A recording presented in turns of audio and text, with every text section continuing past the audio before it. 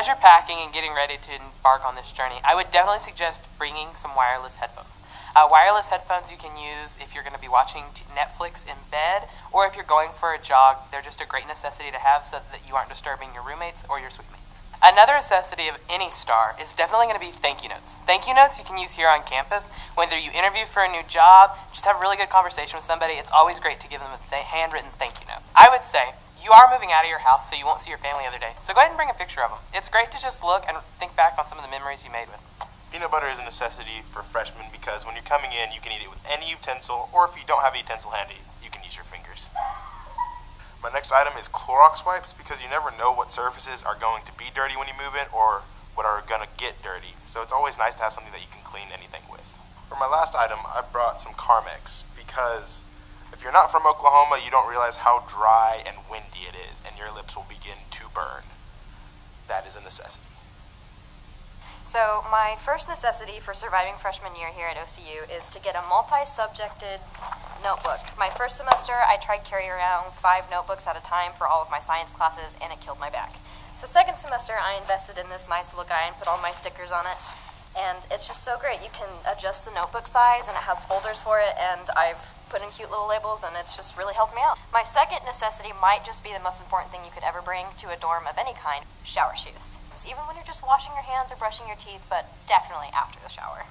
Last but not least, I have my diffuser. I am such an oil junkie, so on nights that I was super stressed out about tests, I'd pop some lavender oil on this bad boy and relax. It's super nice to have this on hand. It also makes your room smell great with any scent of any kind. And Alvin's actually sells essential oils and diffusers, so if you want to pick one up when you get here, feel free to. So you have to make sure to bring a planner. I recommend a passion planner. It's like a weekly deal that you can put all the things that you have to do, and like it's really helpful. It keeps you on your toes.